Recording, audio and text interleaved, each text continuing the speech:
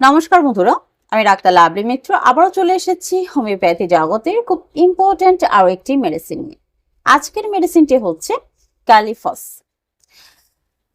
এর ভিন্ন নাম হচ্ছে পটাশিয়াম অফ ফসফেট। এটি বায়োকেমিক ফর্মে পাওয়া যায়, আবার ডাইলুশনেও পাওয়া যায়। ক্যালিফস হচ্ছে একটি অ্যান্টিসোরিক ও অ্যান্টিটিউবারকুলার একটি মেডিসিন।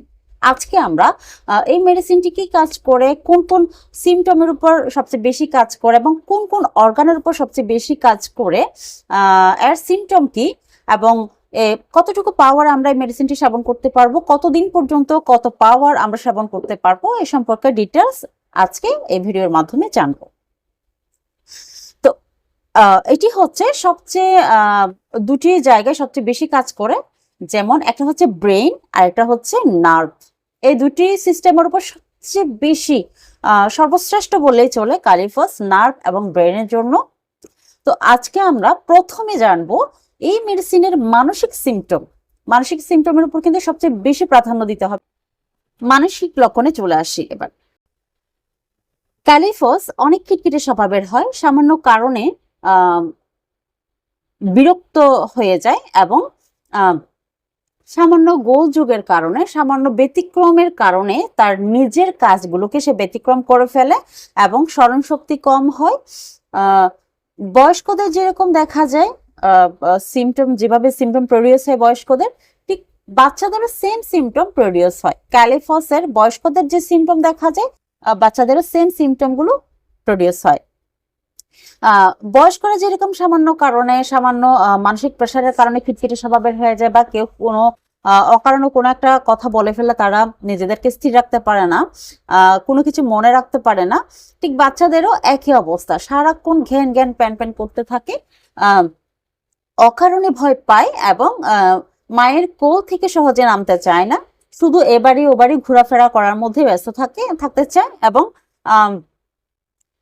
ক্যালিফসের একটা বদস্বভাব বললেই চলে, যেমন ধরেন সে চাকরি করুক বা ব্যবসা করুক বা পড়াশোনা করুক, যে কোনো কিছু করুক, সে সবসময় নেগেটিভটাকে চিন্তা করে। যেমন পড়াশোনা করলে সে মনে করে সে পরীক্ষা পাস হবে না, ব্যবসা করলে মনে করে সে ব্যবসা সাকসেসফুল হবে না, চাকরি করতে যদি ইন্টারভিউ দিতে যায় সে মনে করবে যে তার মনে হয় চাকরিটা হবে না। এই ধরনের সবসময় নেগেটিভটাকে আগে চিন্তা করে, এবং যদি কারোর সাথে ঝগড়া করে সে নিজের দোষটা সবসময় ঢেকে অন্যের দোষটাকে আগে সামনে আনার চেষ্টা করে। এটি হচ্ছে ক্যালিফসের মানসিক সমস্যা, এবং সে সব সময় মানসিকভাবে দুর্বল থাকে, সব সময় মানসিকভাবে দুর্বল থাকে। তো এবার আমরা মূল সিমটমে চলে যাই। আমি আগেও বলেছি ক্যালিফস ব্রেইন এবং স্নায়ুর উপর, স্নায়ুতন্ত্রের উপর খুব সুন্দরভাবে রেজাল্ট দেয়। সর্বশ্রেষ্ঠ মেডিসিন যদি হোমিওপ্যাথি জগতে আপনি দেখেন তাহলে ক্যালিফসকেই আগে রাখতে হবে, এবং ব্রেন ও নার্ভের জন্য যদি শুধু আপনি সবচেয়ে বেশি চুজ করেন তাহলে Kali phos one of the best medicine. মাথার যে সমস্যা হয় ক্যালিফসের, আপনি মাথা, কান, চোখ, নাক, মুখ সবগুলোতে একইভাবে জয়েন্ট। যদি মাথায় হয় তাহলে দেখা যায় কানেও দেখা যায় সমস্যা, এবং নাকে, চোখে, মুখে সব জায়গায় প্রবলেমগুলো দেখা যায়। যেমন কোনো কারণে যদি আপনার ঘুম ভেঙে যায়, মাথা ব্যথা শুরু হয়েছে, আবার কোনো কারণে ঘুম হচ্ছে না, যার কারণে মাথা ব্যথা সৃষ্টি হয়েছে। আপনি দোনোভাবে ক্যালিফস প্রয়োগ করতে পারেন। যেমন অনেকে আছে ঘুমাতে গিয়ে অনেক চেষ্টা করার পরেও ঘুম হচ্ছে না, যার কারণে মাথা ব্যথা উঠছে, আবার অনেকে দেখা যায় হঠাৎ ঘুম ভেঙে যাওয়ার কারণে মাথা ব্যথা সৃষ্টি হয়েছে। এরপরে দেখা যায় স্নায়বিক দুর্বলতার কারণে মাথা ব্যথা, বা গ্যাসজনিত কারণে, যাদের বদহজম বা গ্যাস্ট্রিকের কারণে যে মাথা ব্যথা হয়, গ্যাস উপর দিকে উঠে, তাদের মাথা ব্যথা, এবং অতিরিক্ত মানসিক চাপ নেওয়ার কারণে মাথা ব্যথা।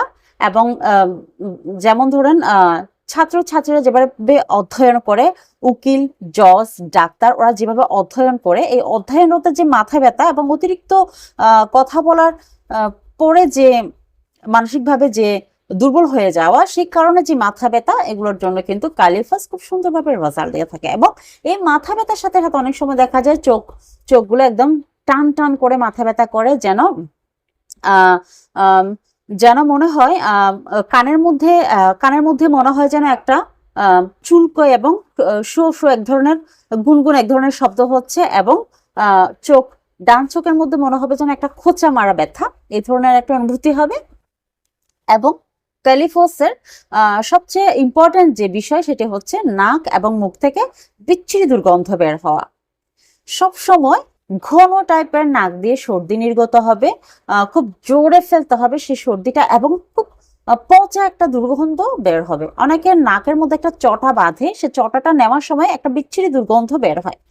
এই যদি দুর্গন্ধটা, আস্তে একটা দুর্গন্ধ থাকবে, এই দুর্গন্ধ যদি আপনি অনুভব করেন তাহলে নিঃসন্দেহে আপনি চোখ বন্ধ করে ক্যালিফোস প্রয়োগ করবেন, দেখবেন খুব সুন্দর রেজাল্ট পাবেন। এবং সেটা মুখ থেকেও একটা হালকা হলুদ আভা টাইপের জিহ্বাটা হবে, আপনার জিভটা একদম একদম হালকা হলুদ টাইপের আস্তে একটা কালার হবে, এবং সেটি এবং মুখ থেকে একটা মনে হবে যেন বাসি একটা পচা গন্ধ বের হচ্ছে। এই ধরনের সিম্পটম যদি আপনি দেখেন তাহলে অনায়াসে আপনারা ক্যালিফোস প্রয়োগ করবেন, খুব সুন্দর রেজাল্ট দিবে। আপনি হয়তো সাথে সাথে না, আপনি মিনিমাম 1 সপ্তাহ বা 10 দিন বা 15 দিন একটানা প্রয়োগ করবেন, দেখবেন খুব সুন্দর রেজাল্ট পাবেন এবং স্থায়ীভাবে রেজাল্ট পাবেন। এরপরে অনেক বাচ্চারা আছে, অনেক পড়াশোনা করেছে, এক্সাম দিতে যাচ্ছে, সেই ক্ষেত্রে কিন্তু যখন এক্সাম দিতে গেছে তখন দেখা যাচ্ছে সে কোনোভাবে পড়াগুলো মনে আনতে পারছে না, মনে করতে পারছে না, খুব অস্থিরতা কাজ করছে তার মধ্যে, এক ধরনের একটা টান টান একটা মাথা ব্যথার সৃষ্টি হয়েছে, একটা খোটমারা মাথা ব্যথার সৃষ্টি হয়েছে। সেটা এক পাশে হতে পারে, ডান পাশে হতে পারে, আবার বাম পাশে হতে পারে, আবার দেখা যায় সামনের দিকে বা চোখ সহ নিয়ে টান টান হতে পারে। অনেক চেষ্টা করছে, সে মনে করতে পারছে না, যার কারণে এই মাথা ব্যথাটা সৃষ্টি হচ্ছে। এটাকে ব্রেন ফগ বলে। তো এই বিষয়গুলোকে কিন্তু খুব সুন্দরভাবে ক্যালিফোস মেনটেন করে থাকে। এই ব্রেন ফ্যাক হলে Kali phos one of the best medicine. আপনারা বাচ্চাদের ক্ষেত্রেও বড়দের ক্ষেত্রেও সেম ভাবে মেডিসিন প্রয়োগ করতে পারেন, তবে এই ক্ষেত্রে বাচ্চারা এবং বড়রা একটু পাওয়ারটা একটু ব্যতিক্রম আসতে পারে, এটি আমি লাস্টের দিকে বলবো। আর যাদের এই মাথা ব্যথা এবং স্মরণ শক্তির জন্য অনেক সময় দেখা যায় শরীরে একটা কম্পন হয়, হ্যাঁ, এটি কিন্তু স্নায়বিক দুর্বলতার কারণে হয়। শরীরে এক প্রকারের একটা কম্পন হয়, হয়তো দেখা যায় যে হাত কাঁপতেছে বা চোখ মুখ বা শরীরটা কাঁপতেছে, এ ধরনের একটা কম্পন হয়। এটি কিন্তু স্নায়বিক দুর্বলতা থেকে হয়। অতিরিক্ত মানসিক প্রেসার বা মনে রাখতে চেয়েও জোরপূর্বক সে মনে করার চেষ্টা করছে সেই কারণে হতে পারে, এবং মানসিক চাপ নেওয়ার কারণে হতে পারে, গ্যাসজনিত কারণে হতে পারে, বিভিন্ন ধরনের সমস্যার জন্য। তবে সবচেয়ে আপনি বেশি একটা জিনিস মনে রাখবেন, সেটি হচ্ছে মানসিক প্রেসার। এটি ব্রেনের উপর কাজ করবে, সবচেয়ে বেশি কিন্তু ব্রেনের উপর কাজ করবে, এবং সে ব্রেনের উপর কাজ করবে যে সে সমস্যাটি সৃষ্টি হচ্ছে কোত্থেকে, সে জিনিসটা আপনাকে খেয়াল রাখতে হবে।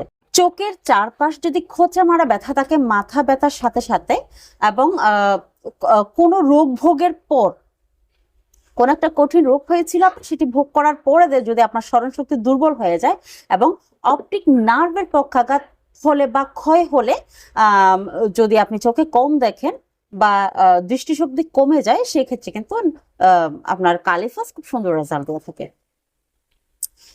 আপনার ব্রেনের সাথে পঞ্চেন্দ্রিয়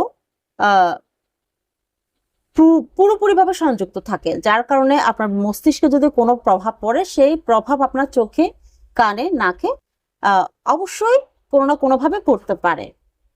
এই জন্য আপনাদের সব সময় আপনার মানসিক সমস্যাটা কি, মানসিক সিমটমটাই আপনার খুঁজে নিতে হবে। এই মানসিক সিমটমের উপর কিন্তু ক্যালিফাস খুব সুন্দর রেজাল্ট দেয়। মানসিক চাপের কারণে যাদের ঘুম কম হচ্ছে, একটা অস্থিরতা কাজ করছে, এবং অনেকে প্রলাপ বকে, হ্যাঁ, স্থিরতা থাকে না, মানসিক চাপের কারণে তাদের স্থিরতা হারায় ফেলে। আবার অনেকে দেখা যায় যে পাগলের মতো হয়ে যায়, উন্মাদ হয়ে যায়, একটু অধিক দিন মেডিসিন সেবন করতে হয় সেক্ষেত্রে। তারপরেও কালিফস যদি আপনি কন্টিনিউ একটু অধিক মাত্রায় সেবন করেন, একটু সময় নিয়ে সেবন করেন তাহলে পাগল রোগী পর্যন্ত ভালো হতে পারে, উন্মাদ রোগী পর্যন্ত ভালো হতে পারে, কারণ এটি ব্রেন এবং স্নায়ুর উপর সবচেয়ে বেশি ভালো রেজাল্ট দিয়ে থাকে। আপনারা একটা জিনিস খেয়াল করবেন, কালিফসের রোগীদের এই দুর্গন্ধ, যেটা পচা একটা আষ্টে দুর্গন্ধ, সেটি নাক থেকে হোক, মুখ থেকে হোক, বা মূত্রাশয় থেকে হোক, বা মলধার থেকে হোক, কোনোভাবে যদি রক্তপাত হয় বা পাতলা স্রাব নিঃসরণ হয়, সেটি যদি আষ্টে একটা পচা দুর্গন্ধ হয়, সেই ক্ষেত্রে কিন্তু আপনি চোখ বন্ধ করে কালিফস দিতে পারেন, এবং তার মানসিক সিমটমের উপর ডিপেন্ড করে আপনি তাকে কালিফস দিতে পারেন, খুব সুন্দর রেজাল্ট দিবে। অনেকের পিরিয়ডের সময় যে ব্লাড যায়, সে ব্লাডটা একদম কালচে টাইপের হয়, হালকা লাল, কিন্তু কালচে টাইপটা বেশি, কালচে রংটা বেশি, এবং সেই সাথে সেই স্রাবের প্রচুর পরিমাণ দুর্গন্ধ, এবং সেটা অশ্বের সময়ও যদি যায়, সেটা যদি কালচে হয়, সেটি প্রচুর দুর্গন্ধ হয়, একটা আস্তে পচা দুর্গন্ধ হয়, সেই ক্ষেত্রে কিন্তু কালিফস খুব সুন্দর রেজাল্ট দিয়ে থাকে। সেটা নাক থেকে হোক বা মুখ থেকে হোক, শরীরের যে কোনো অর্গান থেকে হোক, সেটি যদি আষ্টে দুর্গন্ধযুক্ত হয়, তাহলে কালিফস খুব সুন্দর রেজাল্ট দিয়ে থাকে। এবং কালিফস যারা সন্তান প্রসবকালীন, আপনি খেয়াল করবেন অনেক অনেক রোগীদের দেখা যায় সন্তান প্রসবকালীন সময়ে একদম নিস্তেজ হয়ে পড়ে থাকে, কোনো ব্যথা নেই, একটা দুর্বলতা যেন তাকে উঠতে দিচ্ছে না, প্রেসার দিতে দিচ্ছে না, সেই ক্ষেত্রে কিন্তু কালিফস একদম যেন ঈশ্বর প্রদত্ত একটি মেডিসিন, সেভাবে কাজ করবে। 15 মিনিট অন্তর অন্তর যদি এই মেডিসিন প্রয়োগ করা হয়, তাহলে কিন্তু অল্প সময়ের মধ্যে, এমনকি ঘন্টা 2-1-এর মধ্যেই প্রসব হয়ে যাবে। কালিফস শরীরে পড়ার সাথে সাথে কিন্তু তাদের ব্যথা সৃষ্টি হয়ে যাবে। আর যাদের হাঁপানির সমস্যা আছে, ক্ষয় কাশির সমস্যা আছে, তাদের যদি নিঃশ্বাসে আপনি দুর্গন্ধ পান এবং কাশিতে যে কফ বের হয়, সেই কফ বের হওয়ার সময় যদি আপনি দুর্গন্ধটা বুঝতে পারেন, এবং যাদের হাঁপানির জন্য মানে খুব ঘন ঘন শ্বাস প্রশ্বাস নেয় এবং শরীরে একটা দুর্বলতা চলে আসে, হ্যাঁ, নিস্তেজতা চলে আসে, সেই ক্ষেত্রে কিন্তু কালিফস খুব সুন্দর রেজাল্ট দেয়। তো বন্ধুরা, এবার আমি কালিফসের প্রয়োগ বিধি সম্পর্কে আপনাদেরকে বলছি। যেমন ধরেন, কালিফস বাচ্চাদের জন্য 6x বায়োকেমিক, আর বড়দের জন্য 12x, অর্থাৎ 1 to 12x আপনারা প্রয়োগ করতে পারেন। ছোটরা যদি 6x 2টি সকালে, 2টি দুপুরে, 2টি রাত্রে প্রয়োগ করেন এবং সাথে একটু কুসুম গরম পানি প্রয়োগ করেন, তাহলে খুব সুন্দর রেজাল্ট পাবে। আর বড়রা সকালে 4 বড়ি, রাত্রে 4 বড়ি, দিনে 2 বার, এভাবে একটানা 15 থেকে 20 দিন আপনারা এই মেডিসিনটি সেবন করেন, তাহলে কিন্তু খুব সুন্দর রেজাল্ট পাবেন। এবং এর পরবর্তী গিয়ে আপনারা পাওয়ার চেঞ্জ করতে পারেন ডাক্তারের পরামর্শ অনুযায়ী। ঠিক বাচ্চাদের মিনিমাম 1 মাস পর্যন্ত আপনারা এই সমস্যার জন্য, মানসিক সমস্যার জন্য বা যে কোনো সমস্যার জন্য যদি আপনি সিমটম বুঝে নেন, তাহলে আপনারা পুরোপুরি 1 মাস পর্যন্ত 6x পোটেন্সি প্রয়োগ করতে পারেন। আর যদি আপনারা ডাইলেশনে যান, 30 CH পোটেন্সিতে যান, সেই ক্ষেত্রে ছোটদের 1 ফোঁটা করে দিনে 3 বার এটি প্রয়োগ করতে পারেন, মিনিমাম 20 থেকে 25 দিন এটি সেবন করাতে পারেন। আর যদি বড়রা প্রয়োগ করে, সেক্ষেত্রে 2 ফোঁটা করে দিনে 3 বার এটি মিনিমাম 15 দিন পর্যন্ত একটানা প্রয়োগ করতে পারেন, খুব সুন্দর রেজাল্ট দিবে। এর পরবর্তী যদি আপনারা 200 পোটেন্সিতে যান, সেক্ষেত্রে বাচ্চারা মিনিমাম 10 দিন নিতে পারবে, এটা দিনে 2 বার, সকালে 1 ফোঁটা, রাত্রে 1 ফোঁটা, আর বড়রা সকালে 2 ফোঁটা, রাত্রে 2 ফোঁটা, এভাবে মিনিমাম 1 সপ্তাহ এই মেডিসিনটি প্রয়োগ করতে পারবে, খুব সুন্দর রেজাল্ট দেবে। এরপরে যদি আপনারা পোটেন্সি চেঞ্জ করতে চান, তাহলে অবশ্যই ডাক্তারের পরামর্শ নেবেন, কারণ হাই পোটেন্সি আমরা রোগীদেরকে সহজে দিই না, এটা অনেক বুঝে সুঝে দিতে হয়। যদি খুব ক্রনিক কেসে, সেক্ষেত্রে আমরা হাই পোটেন্সি গুলো প্রয়োগ করি। বায়োকেমিক মতে 6x, 12x, 30x, 200x এরকমের পোটেন্সি থাকে। তো এগুলো আপনাদের সমস্যা অনুযায়ী, আপনারা ডাক্তারের পরামর্শ অনুযায়ী কিন্তু এই পটেন্সিগুলো সেবন করবেন। আর যারা পিরিয়ড অবস্থায়, যাদের পিরিয়ড অবস্থায় এই মেডিসিন সেবন করতে চান, যাদের স্রাব খুব কালচে টাইপের এবং দুর্গন্ধ টাইপের হয়, তারা কিন্তু এই মেডিসিনটি 12x নেবেন, সকালে 4 বড়ি, রাত্রে 4 বড়ি, মিনিমাম এটি আপনারা মিনিমাম 15 থেকে 20 দিন একটানে নিতে পারেন। এরপর আর নেওয়ার কোনো প্রয়োজন হবে বলে মনে করি না আমি, খুব সুন্দর রেজাল্ট পাবেন।